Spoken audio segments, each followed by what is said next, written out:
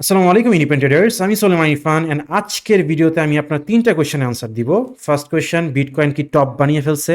Second question, আমাদের all season কি শেষ নাকি আমরা অস্ট্রেলিয়ার পাবো না? থার্ড কোয়েশ্চেন, বুল মার্কেট কি শেষ কিনা অ্যান্ড আমাদের কি মার্কেট থেকে এক্সিট নেওয়া উচিত কিনা?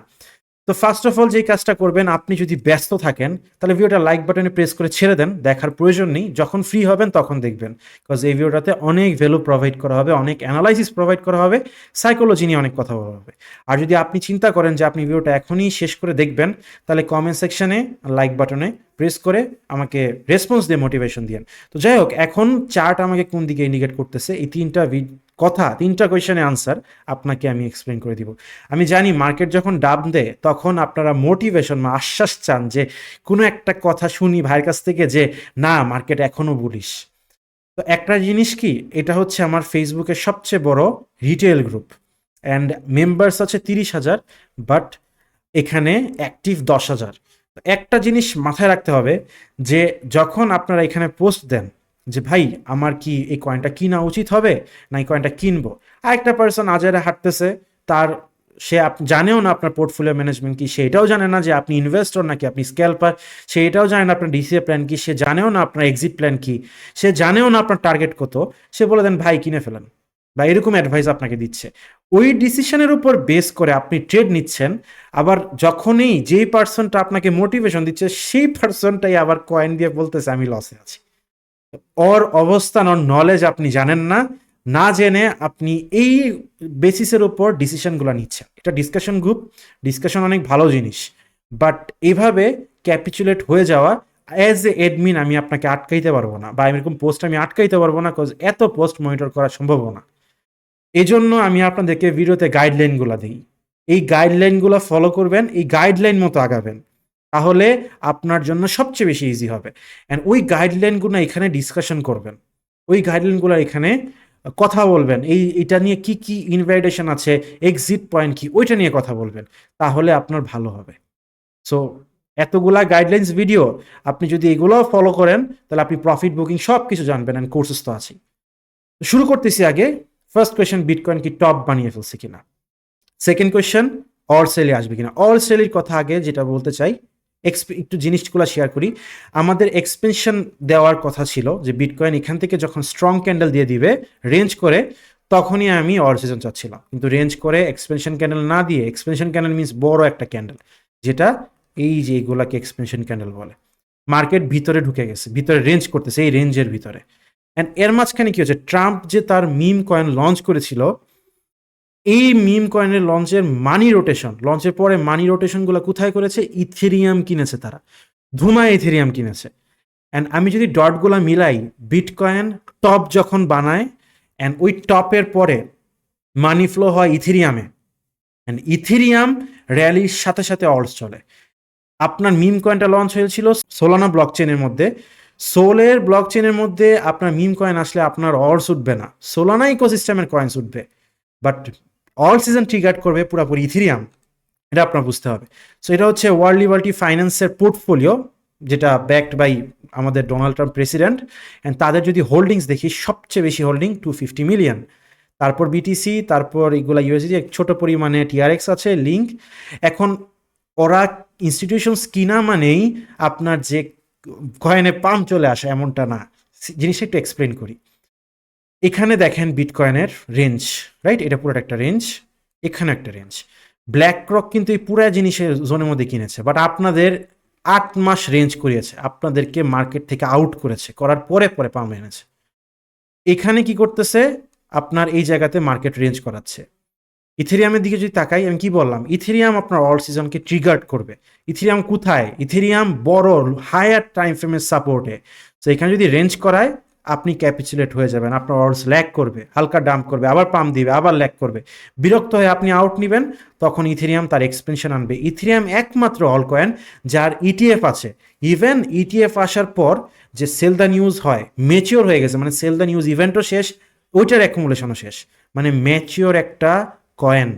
সো এখানে আপনার মাথায় রাখতে হবে যে ইথেরিয়াম পাম্প সামনে আসবে, অ্যান্ড ইনস্টিটিউশনস আপনাকে যতক্ষণ ইচ্ছা এ পরিমাণ রেঞ্জ করাবে, করিয়ে তারপর র্যালি আনবে, আর ওই র্যালি ট্রিগার করবে অল সিজনকে।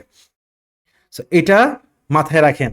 সো আমার ডটগুলা কোন দিক থেকে কি মিলতেছে, যে আমি কি বলতেছি যে ইনস্টিটিউশনস ওই টাইমে 68 থেকে 73 বা 48-এর মধ্যে যখন বিটকয়েন অ্যাকুমুলেশন করেছিল, তখন সেমভাবে কিন্তু ক্যাপিচুলেট করেছিল। আপনাদেরকে বারবার বলেছিলাম যে ভাই বিটিসি কিন্তু বুলিশ, আপনারা অনেকে বিরক্ত হয়ে চলে গিয়েছিলেন। পরে আবার ব্যাক আসছেন, ভাই আরও কিছু ডলার নিয়ে আসছি, এখন গাইডলাইন দেন। এখন সেম বলতেছি, ইথেরিয়াম অ্যাকুমুলেশন চলতেছে। ইথেরিয়াম অ্যাকুমুলেশন মিন্স আপনার ইথেরিয়াম র্যালি সামনে, বাট এর আগে ক্যাপিচুলেট করবে। ক্যাপিচুলেট মানে মার্কেট থেকে পুরাপুরি এক্সিট নিয়ে নেওয়া, লসে সেল দিয়ে। এই কাজগুলা থেকে বিরক্ত থাকবেন, কজ আপনি যদি ভালো কয়েন কিনেন, আলতু ফালতু কয়েন মিম কয়েন্স কিনেন, ওগুলা কত নিচে যাবে ওইখান থেকে আর রিকভার করা সম্ভব না। বাট যদি ভালো কয়েন্স কিনেন অ্যান্ড ভালো জোনে থাকে, তাহলে ওটা অবশ্যই হোল্ডিং সাজেশন আমার থাকবে। বাট ফালতু কয়েন কিনলে আমি জানি না ওই ব্যাপারে। এখন বিটকয়েনের কথা যদি বলি, বিটকয়েন কি করতেছে, বিটকয়েন আপনাদেরকে একটা মোটামুটি রেঞ্জ ডেভেলপ করতেছে। অল সিজন ট্রিগার্ড কখন করবে, যখন বিটকয়েন তার এক্সপেনশন দিয়ে দিবে। নাও কতটুকু কতটুকু বা কী পরিমাণ হইতে পারে, আমি এই চার্টটা, এই লাইনটা ড্র করে আমার প্রিমিয়াম গ্রুপে পোস্ট করেছিলাম। আমি এক্সপেক্ট করতেছি প্রাইস একটা রিটেস্ট নিবে এখানে দিয়ে, তারপর যদি এই যে আমার যে অর্ডার ব্লকটা আছে এটাকে যদি ব্রেক করে উপরে বানায়, দেন আমি উপরে পাম্প পাবো। আর না হলে আবার রেঞ্জের ভিতরে ল্যাগ করে আপনাদের ক্যাপিচুলেট করবে। বাট র্যালির কথা যদি বলেন, র্যালি সামনে, বাট এটা ইনস্ট্যান্ট চলে আসবে না। Q1-এর মধ্যে, Q1 জানুয়ারি, ফেব্রুয়ারি, মার্চ, এপ্রিলের মধ্যে র্যালি ইনশাল্লাহ আমি আশা করতেছি র্যালি চলে আসবেন, আপনারা পেয়ে যাবেন। তো প্রফিট বুকিংয়ের চিন্তা মাথায় রাখেন। ক্যাপিচুলেশনের সময় মানে ডাম্পের সময় আপনারা বারবার আপডেট আস্ক করেন। আপনার আপডেট আস্ক করা উচিত মার্কেট যখন পাম দিবে। মার্কেট পাম দিলে আপনার প্রফিট বুকিংটা চিন্তা করা উচিত। এখানে কারো মনোযোগ থাকে না। তো এটাই বুঝতে হবে বারবার। অ্যান্ড ইথেরিয়াম এই জায়গাতে ভালো একটা প্রাইস রেঞ্জে আছে। আমি যখন বিটকয়েন 66-এ ছিল, আমি যে বিটিসি প্রাইস চলতেছে 6777, আপনাদের প্রত্যেকের পোর্টফোলিওতে যাতে বিটকয়েন থাকে আমি বলেছিলাম। অ্যান্ড এখানেও আমি বলেছি যে বিটিসি যারা কিনেছিলেন 677-এ, তারা মানি রোটেশন করে ইথেরিয়ামে ঢুকে যান। এখন এটা কিন্তু ইনভেস্টরদের জন্য। এই যে ব্ল্যাক রক পুরা জোনে বিটিসি অ্যাকুমুলেশন করেছিল, অ্যান্ড আমাদের ইথেরিয়ামেও সেম চলতেছে। ইথেরিয়াম র্যালি মিনস অলস র্যালি, বারবার বারবার বারবার বলতেছি। তো এখন অলস র্যালি মানে এই না যে আপনি ফালতু কয়েন্স পিক করবেন। এআই কয়েন্সের দিকে ফোকাস দেন। আপনারা মার্কেটে যেসব জিনিসগুলো শুনতেছেন এআই নিয়ে, এগুলা পুরাপুরি বন্ধ রাখেন, চোখ বন্ধ রাখেন। আমি এত বেশি এক্সপ্লেনেশন করে আপনাদেরকে কমপ্লিকেটেড করব না, ইজিতে রাখবো। এর মাঝখানে একটা কয়েনের কথা বলতে পারি, সেটা হচ্ছে টাও। মান্থলি টাইম ফ্রেমের মধ্যে এটা খুবই ভালো একটা জোনে আছে, অ্যান্ড বিটকয়েন এক্সপেনশন না দেওয়ার পর্যন্ত এটা এখানে ল্যাক করবে। সো আপনি রিস্ক ম্যানেজমেন্ট মেনটেন করে স্ট্রাকচার দেখে এই কয়েনটা দেখতে পারেন। আগেও সাজেস্ট করেছি, এর মাঝখানে আপনার অনেক পাম ডাম্প পেয়েছেন। ইনভেস্টরদের মাইন্ডসেট আলাদা, ট্রেডিং মাইন্ডসেট আলাদা, ওই বুঝে এই কয়েনটা আপনি পিক করতে পারেন। এখন আসেন টোটাল থ্রির দিকে। টোটাল থ্রি কী করতেছে? তো একটা জিনিস আমি বলেছিলাম আগেই, ইভেন আমার ফেসবুকের দেখবেন কভার পিকের মধ্যে টোটাল থ্রি একটা সাইন দেওয়া, সেটা হচ্ছে যখনই অল টাইম হাই হিট করে মার্কেট ক্যাপিচুলেট করে।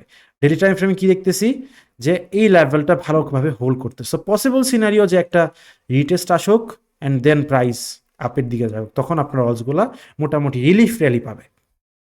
ফাইন। অ্যান্ড বিটকয়েনের দিকেও সেম, আমি চার্টটা আপনাদেরকে টেলিগ্রামে পোস্ট করে দিব ইনশাল্লাহ। সো টেলিগ্রামে অবশ্যই থাকবেন। অ্যান্ড আরেকটা জিনিস, যে চার্টটা খুবই ইম্পর্টেন্ট বিটকয়েনের, সিজনাল চার্ট, যেটা আমি বুঝিয়েছিলাম আগে আপনাদেরকে, সেটা হচ্ছে ফ্র্যাক্টাল চার্টের সাথে ম্যাচ করে।